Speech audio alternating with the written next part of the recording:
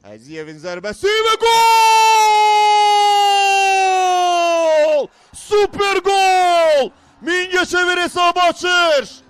Bahadur Əziyev oyunun en yaxşılarından biri mühteşem golla hesabı açır.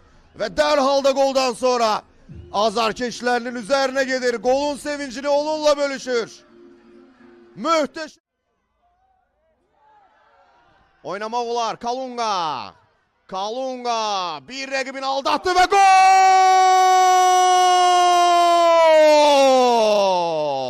Kenneth Kalunga 2-0.